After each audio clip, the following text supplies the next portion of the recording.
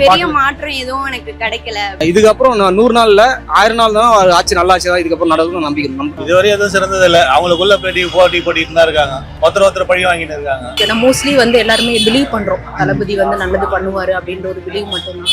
மாற்றம்னு தான் ஒன்றும் இல்லை, இருக்கிறதே தான் போட்டு ஸ்டிக்கர் ஒட்டி போற மாதிரி இருக்கு. அவங்க பண்ணதே போட்டு நேம் மாட்டின்னு இருக்காரு மாதிரி தான் தெரியுது. கொஞ்சம் வாங்கினாக்கா அவங்க மாட்டிப்பாங்களோ அப்படின்னு ஒரு பயம் வந்திருக்கு. அந்த பயம் தான் வேணும். அவர் நல்லா பண்றாரு, இஸ் டூயிங் வெல். இந்த மாதிரி சீஃப் மினிஸ்டர்லாம் பாஸ் பண்ணானா ஒரு 2 கிலோமீட்டர் ரோட பிளாக் பண்ணிடுவாங்க. இப்போ அவர் பாட்டு அவர் வழியில போயிட்டு இருக்காரு, நம்ம பாட்டு public is carrying on is own way. மற்றபடி என்ன கேட்டேன்னா it's better. I can tell you. சூப்பரா இருக்கு அம்மா, எனக்கு இதோட சீக்கிரம் தெரியும். Chocolate sweetened condensed milk from Milky Mist. Aachi Masala. எந்த சமையலும் ருசி தேடும் ரகசியம். 20 ரூபாய். தி டிபேட் நேயர்களுக்கு வணக்கம். தாவேக அரசு பொறுப்பேற்று 100 நாள் ஆச்சு. இந்த 100 நாள்ல தாவேக அரசு கொண்டு வந்த திட்டங்கள் மக்கள் கிட்ட கொண்டு போய் சேர்த்திருக்காங்களா, இல்ல மக்கள் என்ன சொல்றாங்கன்னு மக்கள் கிட்ட கேட்டு தெரிஞ்சுக்கலாம். இப்போ 100 டேஸ் என்னால் ஒன்றும் சொல்ல முடியல. நிறையா ஏதோ ட்ரக்ஸ் எல்லாம் இது பண்ணியிருக்கேன்னு சொன்னாங்க. ஓகே, லெட்ஸ் see இதுக்கப்புறம் என்ன நடக்குது பொறுத்திருந்து பார்க்கலான்றீங்க. எல்லாம் நல்லபடியா போகுதுப்பா. இப்போ குடிக்கிறவங்க கொஞ்சம் கம்மியாயிட்டே இருக்குது. இன்னும் நிறைய செய்யறதுக்கு விட்டாதானே. இப்பயே ஏதாவது ஒண்ணு சொல்லிட்டே இருந்தா அவங்க எப்படி, அவங்க என்னென்ன பண்ணணுமோ திட்டம் அதெல்லாம் பண்ணிட்டு அதுக்கப்புறம் தரலன்னா கேட்கலாம்ல. இப்போ நாட்டுல என்னென்ன நல்லதெல்லாம் பண்ணணுமோ அதெல்லாம் பண்ணிட்டு அதுக்கப்புறம் இதை செய்யல அதை செய்யலன்னு குறை சொன்னா பரவாயில்ல. இப்பதான் கொஞ்சம் கொஞ்சமா முயற்சி பண்றாங்க. அதங்காட்டியும் குறையே சொல்லிட்டு இருந்தா எப்படி? மாற்றம்னு தான் ஒன்றும் இல்லை, இருக்கிறதே தான் போட்டு ஸ்டிக்கர் ஒட்டி போற மாதிரி இருக்கு. புதுசா ஒன்றும் டெவலப்மெண்ட் தான். நிறைய அவங்க பண்ணதே போட்டு நேம் மாட்டின்னு இருக்காரு மாதிரி தான் தெரியுது. மீடியாஸ் எல்லாம் சொல்றதை பார்த்து இப்போ ஏதோ ஒரு 1 லட்ச ரூபாய் ஒரு இன்வெஸ்ட்மெண்ட் பண்ணிட்டு 10,000 கோடி யாராவது பண்ண முடியுமா? 5 கோடி சின்ன 10,000 கோடி இன்வெஸ்ட் பண்றது கிடையாது. இப்போ 1 லட்சத்தை போட்டு 10 கோடி இன்வெஸ்ட்மெண்ட் பண்ணுறதா ஏதோ பண்ணியிருக்காங்க. அதெல்லாம் இந்த நம்புற மாதிரி இல்லை. டோட்டலே ரீல்ஸ் மாதிரி தான் இருக்குது. போக தெரியும், பார்ப்போம். ஒரு ஏன்னா 3 months தான் ஆகுது, எல்லாமே நியூ. 6 months அப்புறம் பார்ப்போம். 1 year அப்புறம் ரிவ்யூ பார்த்தா அப்போ கேளுங்க. மற்றபடி அவர் உண்மையாக சிஎம் குட்டு, பட் கோவோட இருக்கிறவங்க கொஞ்சம். முதலமைச்சர் நல்லா இருக்காரு, கூட இருக்கவங்க சரியில்லை. அது அவங்களால இவருக்கு நேம் ஸ்பாயில் ஆகலாம், டெஃபினெட்லி ஆகும். நல்லாதான் நினைக்கிறேன். அவங்க ஸ்கூல்ல பண்றது அப்படின்னா ஓகேன்னு தான் நினைக்கிறேன். பட் அந்த அளவுக்கு எனக்கு தெரியல. பண்ணுவாருன்னு நினைக்கிறேன். அவர் வந்தது ஓகே, ஆனா பெரிய மாற்றம் எதுவும் எனக்கு கிடைக்கல அப்படின்னு தான் சொல்றேன். அரசு அலுவலகத்துல ஃபுல்லாவே ஃபர்ஸ்ட் லஞ்சத்தை வச்சிருக்காரு. இதுக்கப்புறம் 100 நாள்ல 1000 நாள் தான் ஆட்சி நல்லா ஆட்சி தான் இதுக்கப்புறம் நடக்கும் நம்பிக்கை. நம்புறோம். பெண்களுக்கு நிறைய சப்போர்ட் இருக்கு.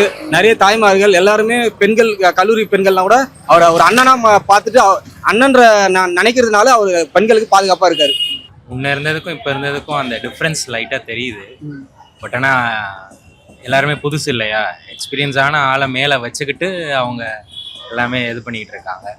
இன்னும் அடுத்தடுத்து பண்ணணும். அதுக்கான சோர்ஸ் அவங்களுக்கு ஃபஸ்ட்டு கிடைக்கணும். இல்லை சில இது இந்த மகளிருக்கு கிடைக்க வேண்டியது கிடைக்கல.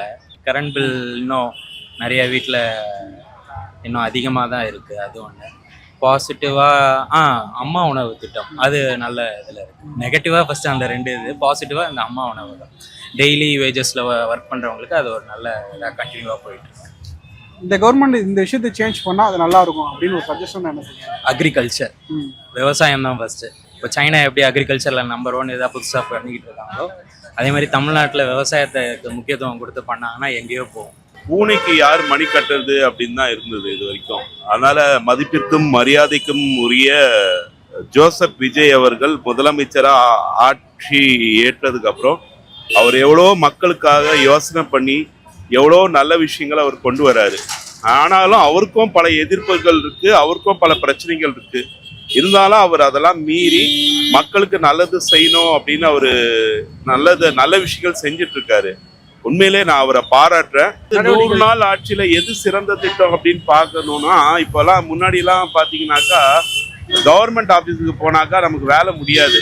அவங்க நம்ம கிட்ட லஞ்சத்தை எதிர்பார்ப்பாங்க. அதாவது முன்னாடி பாத்தீங்கன்னா லஞ்சம் நேரடியாவோ மறைமுகமாவோ வாங்கிட்டு இருந்தாங்க. எல்லா துறையிலையும் நிறைய துறையில அது இருந்தது. இப்ப பாத்தீங்கன்னாக்கா லஞ்சம் வாங்கறதுக்கு பயப்படுறாங்க. லஞ்சம் வாங்கினாக்கா அவங்க மாட்டிப்பாங்களோ அப்படின்னு ஒரு பயம் வந்திருக்கு.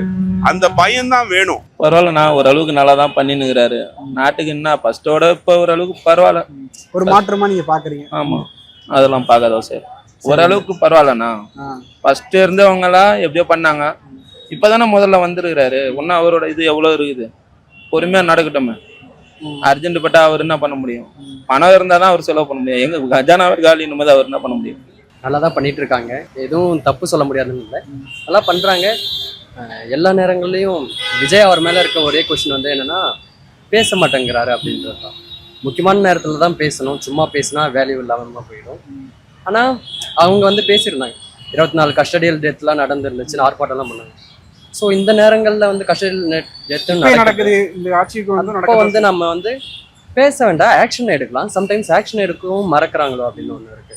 அவங்க அமைச்சர்கள் நிறைய பேர் இருக்காங்க. இப்போ பேசியிருந்தாரு அவர் நிதியமைச்சர், நல்லா பேசினாரு, பட்ஜெட்ல நல்லா போட்டிருந்தாரு. அதை வந்து திருக்குறளை மையமாக வச்சு தான் வந்து பட்ஜெட்டே போட்டிருக்கோம்லாம் சொன்னார்.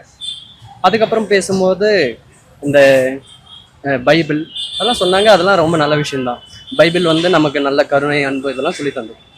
ஆனால் வந்து அது தமிழ் சொல்லித்தரலையோன்னு அவர் சொன்ன மாதிரி ஒரு ஃபீல். அப்போ அது சொல்லித்தராமலா அவர் திருக்குறளெல்லாம் வந்து எடுத்து ரெப்ரசன்ட் வச்சு பேசினார் அப்படிலாம் இருக்கு இல்லைங்களா? அதே மாதிரி நிறைய பேர் மேலே நிறைய விமர்சனம் இருக்குது, அதெல்லாம் அவங்க டேக்கிள் பண்ணுறாங்க, அதில் எந்த பிரச்சனையும் இல்லை, நல்லா தான் பண்ணிட்டு இருக்காங்க. இந்த மாதிரி பிரச்சனைகள் வரும்போது தான் ஆக்ஷன் எடுக்கணும், அதுதான். 3 மாதம் தான் ஆயிருக்கு. 3 மாதத்துக்கு ஒரு பட்ஜெட் போட்டிருக்காங்க.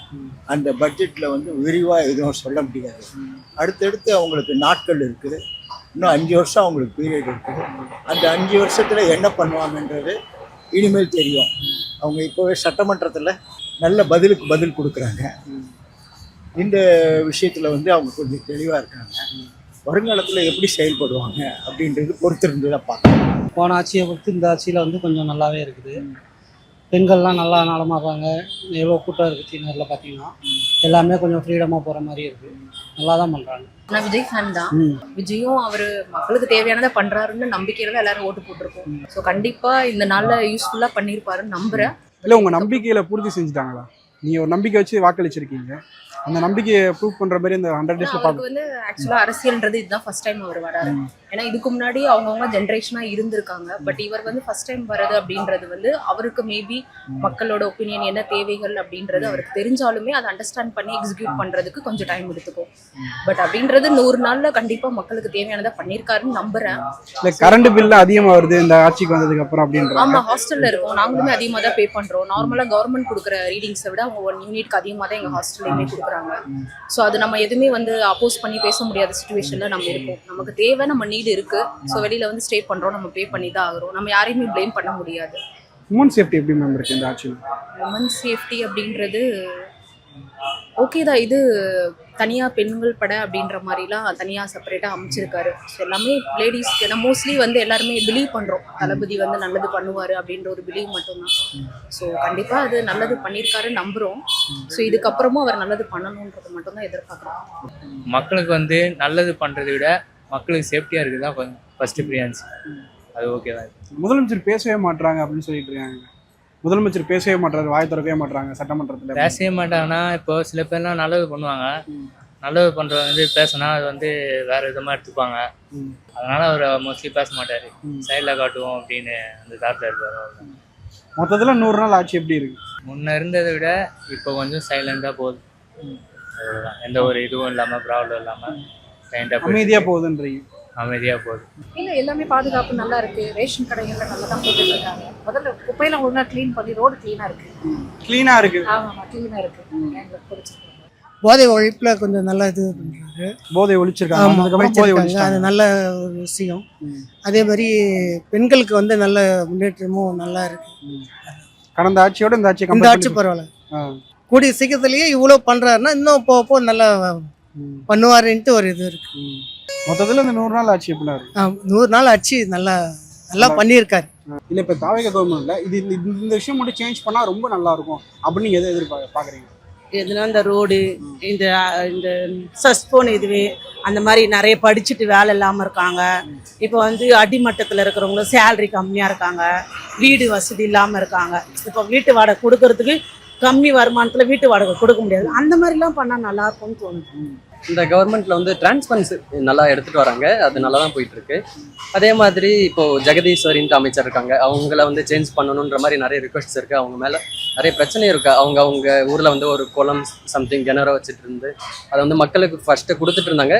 இப்போ பவருக்கு வந்ததுனால அது வந்து அவங்க பவரை யூஸ் பண்ணி அதை யாருக்கும் தராம பண்றாங்க. அந்த மாதிரிலாம் பிரச்சனை இருக்கு. அதெல்லாம் வந்து பார்க்கும்போது அவங்களெல்லாம் ரிமூவ் பண்ணா நல்லா இருக்கும் அப்படின்ற மாதிரி. நிறைய அமைச்சர்கள் நல்லா தான் பண்ணுறாங்க. இன்னும் ஒரு சிலவங்கலாம் வந்து தப்பு பண்ணுற மாதிரி தெரியுது. கன்னியாகுமரி சைட்லலாம் வந்து ஒரு சில எம்எல்ஏஸ் அமைச்சர்களும் வந்து தப்பு பண்ணுறாங்க. அது வந்து கொஷின்ஸாக நிறைய ரைஸ் ஆகுது.